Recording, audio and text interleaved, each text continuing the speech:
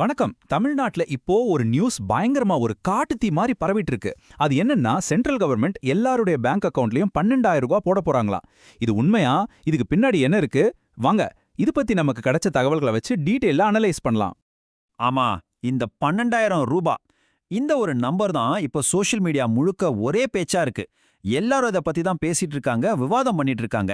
இது வெறும் வதந்தியா இல்ல இதுல ஏதாவது உண்மை இருக்கா? சரி, வாங்க இதுக்குள்ள கொஞ்சம் ஆழமா போய் பார்ப்போம். இப்போ எல்லார் மனசுலயும் இருக்கிற கேள்வி இதுதான். இந்த நியூஸ் எங்க இருந்து கிளம்புச்சு? இது எந்த அளவுக்கு உண்மை? எல்லாத்தையும் ஒண்ணு விடாம பார்க்கலாம். முதல்ல இந்த 12,000 திட்டம் ஒரு வதந்தியா இல்லையாங்கிறத பார்க்கலாம். ஆன்லைன்ல பேசுறத விட்டுட்டு உண்மை என்னன்னு பிரிச்சு பார்ப்போம். பாருங்க, ரொம்ப முக்கியமான பாயிண்ட் என்னன்னா, மத்திய அரசாங்கம் இந்த பணம் போடுறத பத்தி எந்த ஒரு அஃபீஷியல் அனௌன்ஸ்மெண்ட்டும் கொடுக்கல. அதனால இப்போதைக்கு இது சோஷியல் மீடியாவுல பரவற ஒரு கன்ஃபார்ம் பண்ணப்படாத ஒரு நியூஸ் மட்டும்தான். அப்போ ஒரு கேள்வி வருது இல்லையா? அஃபீஷியலா எதுவும் சொல்லாதப்போ எப்படி இந்த நியூஸ் இவ்ளோ வேகமா பரவுது?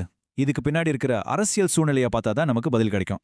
இந்த வதந்தியோட அரசியல் பின்னணிய பார்க்கலாம். அதாவது இந்த யூகம் ஏன் கரெக்டா இந்த நேரத்துல கிளம்புதுங்கிறது தான் இங்க முக்கியம். இத கொஞ்சம் பாருங்க. கொஞ்ச நாளுக்கு முன்னாடி தமிழ்நாடு அரசாங்கம் பெண்களுக்கு 5,000 ரூபாய் நிவாரணம் கொடுத்தாங்க.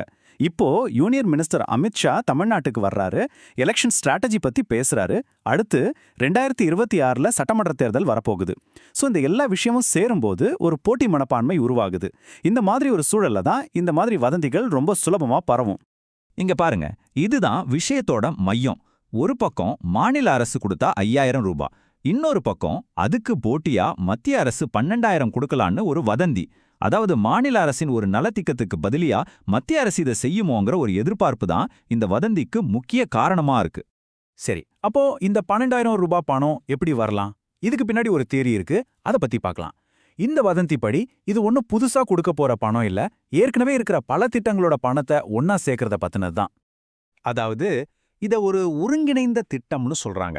சிம்பிளா சொல்லணும்னா, அங்கங்க இருக்கிற இல்ல நிறுத்தி வச்சிருக்கிற பல கவர்மெண்ட் மானியங்களை ஒன்னா சேர்த்து ஒரே பேமெண்டா கொடுக்கறது தான் இந்த ஐடியா.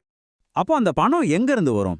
யூகங்களின்படி நிறுத்தி வைக்கப்பட்ட கேஸ் மானியம், விவசாயிகளுக்கான உரமானியம், அப்புறம் ஏற்கனவே இருக்கிற பிஎம் கிசான் திட்டம், இது எல்லாத்தோட பணத்தையும் ஒன்னா சேர்த்து தான் இந்த 12,000 ரூபாய் கொடுக்க முடியும்னு சொல்லப்படுது. ஓகே, ஒருவேளை இந்த திட்டம் நிஜமாவே வந்தா யாருக்கெல்லாம் முன்னுரிமை கிடைக்க வாய்ப்பு இருக்கு? இத பத்தியும் சில யூகங்கள் இருக்கு, அத பார்க்கலாம்.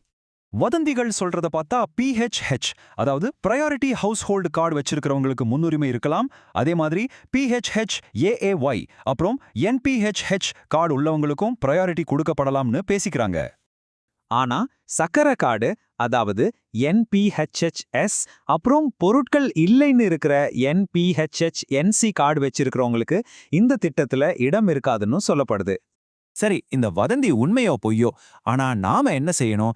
எந்த ஒரு அரசாங்க திட்டத்துக்கும் நாம தயாரா இருக்க சில முக்கியமான விஷயங்கள் இருக்கு, அத பத்தி இப்ப பார்க்கலாம். அரசாங்கத்தோட எந்த உதவியும் உங்களுக்கு நேரடியா வந்து சேரணும்னா இந்த 3 விஷயமும் ரொம்ப ரொம்ப முக்கியம். 1, உங்க ஆதார் கார்டை உங்க பேங்க் அக்கவுண்டோட கரெக்டா லிங்க் பண்ணிருக்கணும். 2, EKYC முடிச்சிருக்கணும். 3, உங்க மொபைல் நம்பர் ஆதார் கூட லிங்க் ஆயிருக்கணும். அப்பதான் OTP எல்லாம் வரும். இந்த சிஸ்டத்துக்கு பேரு தான் டைரக்ட் பெனிஃபிட் டிரான்ஸ்ஃபர், அதாவது DBT. சப்சிடி ஆகட்டும் இல்ல மத்த உதவியாட்டும் பணம் நேரடியா உங்க அக்கவுண்ட்டுக்கே வந்துரும். ஆனா இது சரியா வேலை செய்யணும்னா நம்ம முன்னாடி சொன்ன அந்த ஆதார் லிங்கிங், EKYC எல்லாம் கட்டாயம் செஞ்சிருக்கணும். சரி, நாம இவ்வளோ நேரம் பார்த்ததை ஒரு சின்ன ரீகேப் பண்ணிடலாம். இந்த 12,000 பணங்கிறது ஒரு உறுதியான நியூஸ் இல்ல, ஒரு வதந்தி தான். ஆனா இதுக்கு பின்னாடி 2026 தேர்தலை மையமா வச்ச அரசியல் போட்டி இருக்கு. ஒருவேளை வந்தா இது கேஸ், உரம், PM கிசான் மாதிரி பழைய மானியங்களை ஒன்னா சேர்த்ததா இருக்கலாம். எது எப்படியும் உங்க ஆதார், பேங்க் அக்கவுண்ட், EKYC எல்லாத்தையும் கரெக்டா வச்சுக்கிறது எப்பவுமே ஒரு ஸ்மார்ட்டான மூவ். கடைசியா இந்த விஷயம் நம்ம முன்னாடி ஒரு பெரிய கேள்வியை வைக்குது.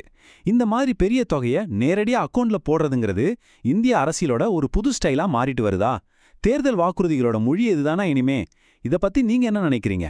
இந்த அலசல்ல எங்க கூட இருந்ததற்கு ரொம்ப நன்றி.